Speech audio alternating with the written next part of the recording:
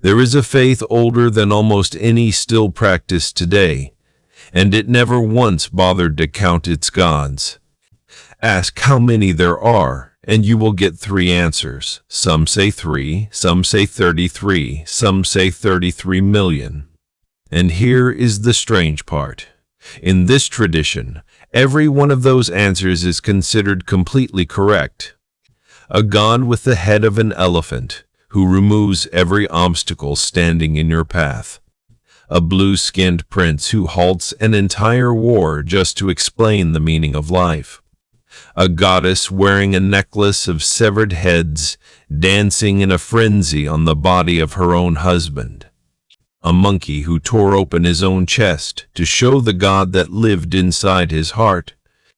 These are the gods of Hinduism, worshipped right now by more than 1 billion living people, and to a newcomer, it can look like beautiful, impossible chaos. Thousands of names, endless arms and animal heads, gods who somehow turn out to be other gods. But here is what most people watching from the outside never realize. Underneath it all lies a single elegant idea. One reality, wearing 1 million different faces. And the moment you truly see that idea, the whole chaotic, glorious pantheon suddenly clicks into place. So let me walk you through every major Hindu god, in a sensible order, and show you exactly how they all connect. We begin not with a god at all, but with a vast silence that comes before them. Before creation, Hindu thought imagines a single, formless, absolute reality. They call it Brahman. Not a god you pray to. Brahman is the ground of all being, infinite, without shape, beyond every word we have. Every deity you're about to meet is, in a sense, a mask that this one reality chooses to wear. A way for the boundless infinite to become something small enough that a human heart can actually love it. And behind every god stands one great purpose: to free the soul from an endless wheel of death and rebirth. For the goal of this whole faith is not merely worship, it is release, to wake at last into the infinite. The first 3 faces that reality wears are the greatest of all. Together they are called the Trimurti, 3 gods for the 3 eternal notions of the universe: creation, preservation, and destruction. Brahma, who makes the world, Vishnu, who sustains it, and Shiva, who dissolves it all away again. Scholars believe this trinity came together later as a way to bind rival traditions into one shared cosmic pattern. Together they turn a great wheel, a universe born, held for an age, then unmade, over and over, forever. Let us begin with the maker, Brahma, the creator god. He is often shown with 4 faces, each one gazing calmly out toward one of the 4 directions of the world. In the myth, Brahma is born from a golden lotus, blooming up from the navel of the sleeping Vishnu.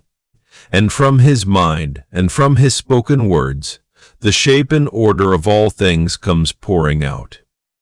And yet, of the 3 great gods, Brahma is barely worshipped at all today. In all of India, only a handful of temples are devoted to him. The most famous of them stands at Pushkar. His work, after all, is finished. The world is made. So the living tradition turns to the 2 gods who remain. Beside Brahma sits his consort, Saraswati, the graceful goddess of knowledge, music, and speech. She is serene, robed in white, holding a stringed instrument called the veena, seated upon a swan. Even now, every student, every artist, every writer prays to her before beginning their work.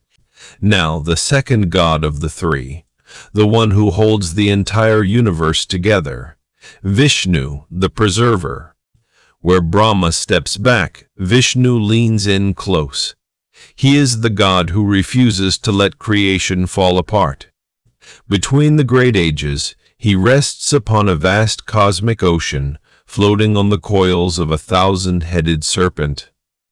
The serpent is Shesha, the Endless One, and there Vishnu dreams until the world has need of him once more. He carries 4 things in his 4 hands: a conch, a spinning discus, a heavy mace, and a lotus flower. He soars across the heavens on Garuda, a mighty eagle, part man, part bird, and blindingly radiant. At his side is Lakshmi, goddess of fortune, abundance, and grace. Wherever Vishnu goes, she follows close behind. But Vishnu holds a power unlike any other god. When the world sinks into darkness, he comes down into it. He takes on a body. He is born on the earth as a living creature. This descent has a name: Avatar. Whenever evil grows too strong and goodness is nearly lost, Vishnu returns in a new form to set the world right. Tradition counts 10 great descents, the Dashavatara, and read in order, they almost mirror the story of life itself. First came Matsya, a giant fish. He warned the first man of a world-drowning flood and towed his boat to safety. Second, Kurma, a colossal tortoise who dove beneath the sea to become the still pivot of the turning world. Third, Varaha, a great boar. He plunged into the deep and lifted the drowning earth up upon his mighty tusks. The fourth descent is the most terrifying form of all: Narasimha, half man and half lion. His story begins with a tyrant king who had won a nearly perfect gift, a promise of near total immortality. He could not be slain by man or beast, indoors or out, by day or by night, on the ground or in the air. Believing himself a god, he forbade all worship but his own, even from his own devout young son Prahlada. So Vishnu found the single gap in the tyrant's armor. He came as something that was neither man nor beast, at dusk, which is neither day nor night, on a threshold, neither indoors nor out. He set the king upon his lap, neither ground nor sky, and there the lion man ended the tyrant's cruel reign. Fifth was Vamana, a humble dwarf, who brought a proud king low by crossing all of creation in 3 vast steps. Sixth, Parashurama, a fierce warrior sage with an axe, who cleansed a corrupt and violent age of the world. And with the 7th avatar, the myths open into the 2 great epics of India. The first hero is Rama. Rama is the perfect prince, just, gentle, and dutiful. He is the hero of the enormous poem called the Ramayana. On the very eve of his crowning, a bitter palace intrigue casts him out, exiled to the forest for 14 years. He goes without a single word of complaint, with his devoted wife Sita and his loyal brother Lakshmana at his side. Then comes disaster. Sita is stolen away by Ravana, the 10-headed demon king of the island fortress of Lanka. To win her back, Rama gathers a strange and mighty army, an army raised from the creatures of the forest. And here we meet one of the most beloved figures in all of Hinduism, the great Hanuman.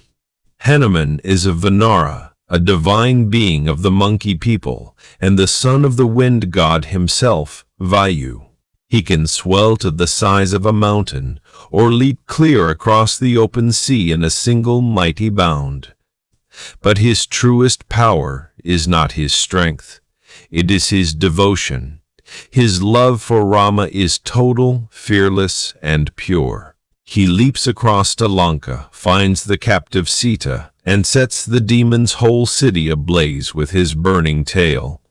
In the terrible war that follows, Rama at last slays Ravana, rescues Sita, and Dharma is restored to the world. Ever since, Hanuman has stood as the model of the perfect devotee. strong, humble, and utterly, joyfully faithful. It is said he tore open his own chest to reveal that Rama and Sita were carved forever upon his beating heart. The eighth avatar may be the most famous god of all, Krishna.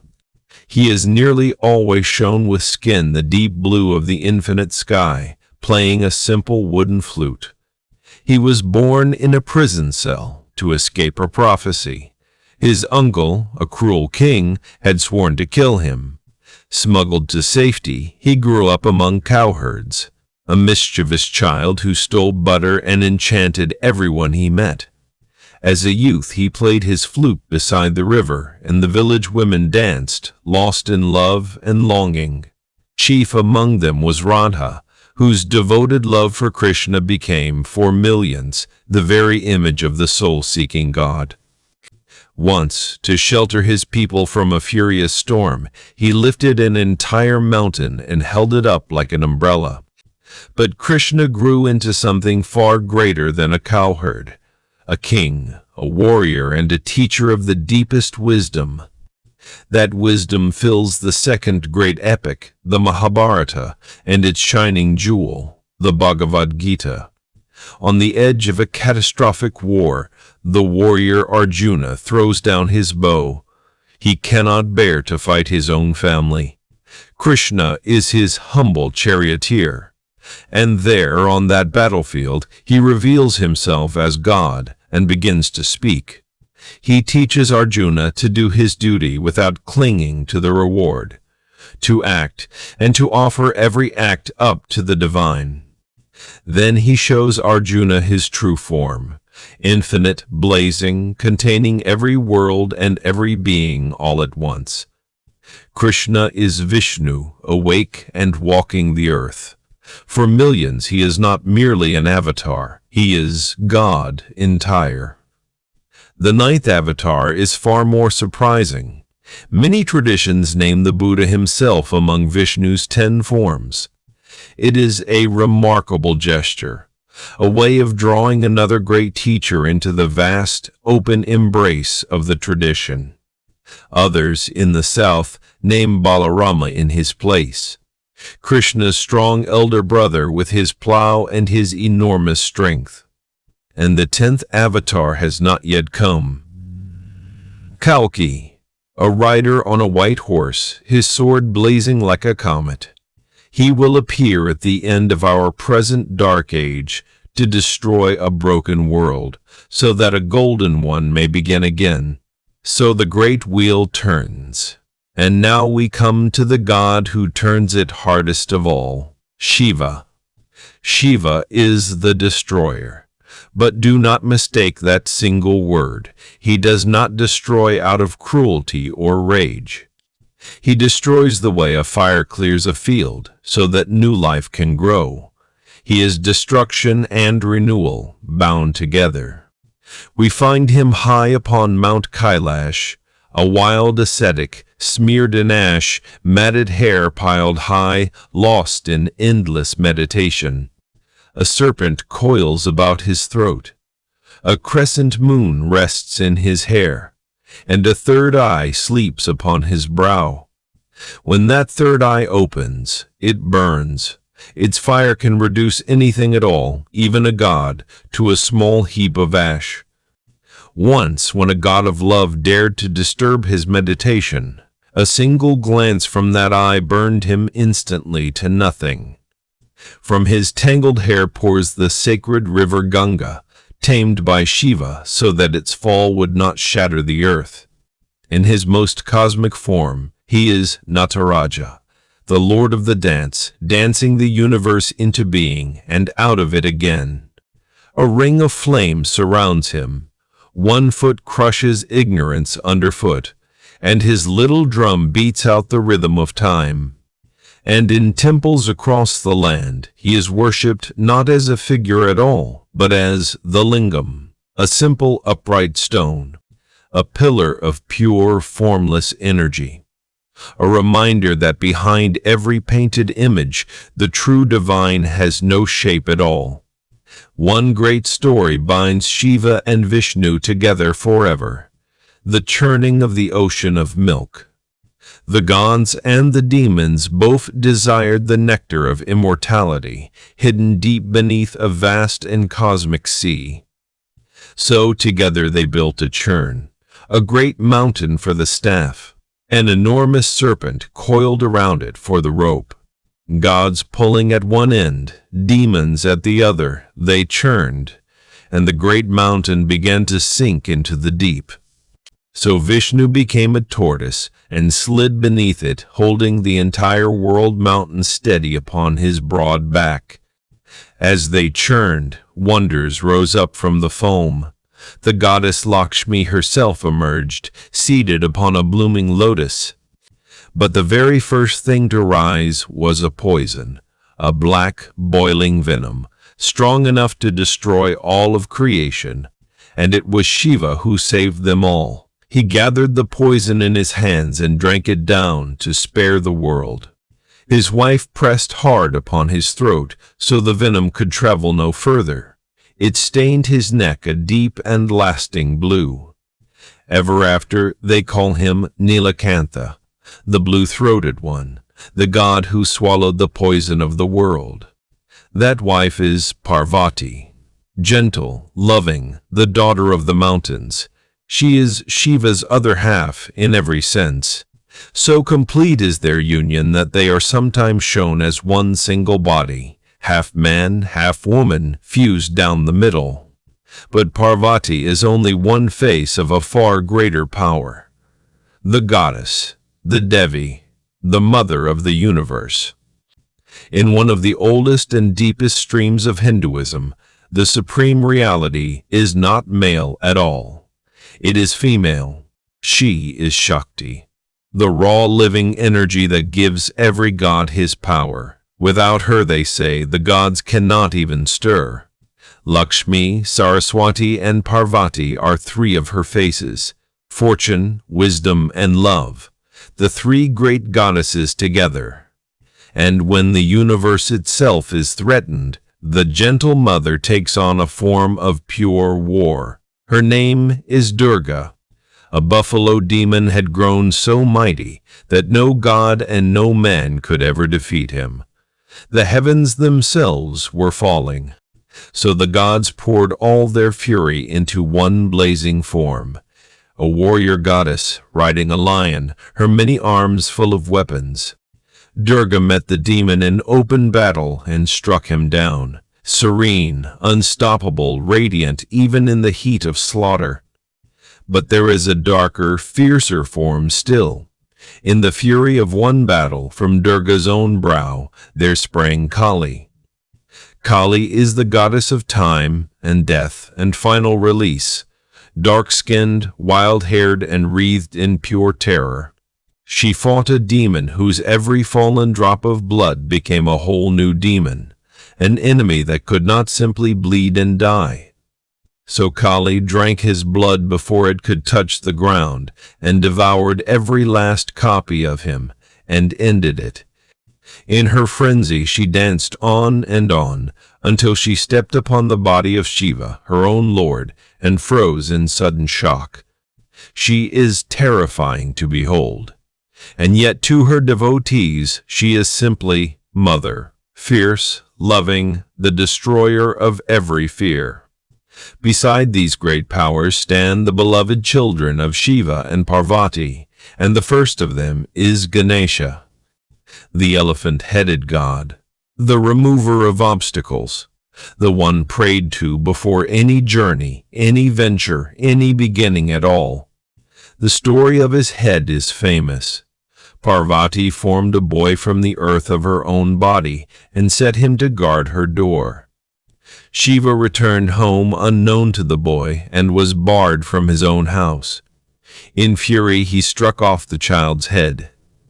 When he saw Parvati's terrible grief, he swore to restore the boy with the head of the first creature found. It was an elephant. And so Ganesha rose again, wise, gentle, and endlessly patient, riding, of all things, upon a tiny mouse. His brother is Kartikeya, also called Skanda or Murugan in the south. the commander of the entire army of the gods, a god of war. Six-faced, riding upon a brilliant peacock, hurling a divine spear that never once misses its mark. Now we go back, further back than any of these gods, to the oldest names of all. Long before Vishnu and Shiva rose to the very summit, other gods ruled the most ancient hymns, the Vedic gods. In those early songs, the king of the gods was Indra, god of storm and war, wielding the great thunderbolt. He slew a monstrous serpent that had swallowed all the world's waters and set the rivers free to flow again.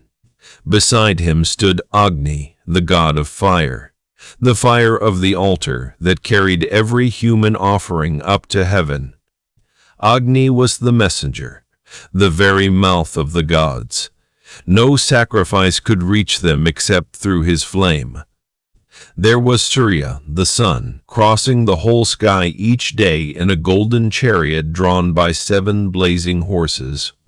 And Varuna, once the greatest of them all, the stern lord of cosmic order who watched over every human sin. He kept the stars upon their courses and the truth in its rightful place. Later he faded to a mere god of the seas. And there was Yama, the very first mortal ever to die, who walked ahead and discovered the road to the other world. Because he went first, he became its king, the lord of the dead, and the solemn, careful judge of every departed soul. These gods were locked in an endless struggle, the shining devas against the asuras, the restless powers of chaos, order against disorder, light against the dark. A war as old as the cosmos, fought again and again in every single age. But something remarkable happened over the long centuries. This entire pantheon quietly, completely rearranged itself. The mighty Indra faded into the background. Varuna shrank away. The old warriors of the hymns all grew small. And 2 gods barely mentioned at the very beginning, Vishnu and Shiva, rose up to fill the whole of the sky. The goddess, once only a quiet presence, became for millions of worshippers the single supreme power of the universe. A whole religion did not throw away its old gods. It simply let them settle and lifted new ones onto the throne. And that is the true secret of this vast and living pantheon. It was never meant to be a fixed and final list. It is a single ocean of the divine, taking 1,000 shapes so that everyone alive might find a face they can love. The elephant-headed friend, the blue prince with his flute, the fierce and loving mother, the dancer in his ring of fire. 3 gods, or 33, or 33 million. In the end, the tradition quietly insists they are all one. One reality, wearing every face at once. Still worshipped, still deeply loved by more than 1 billion hearts today.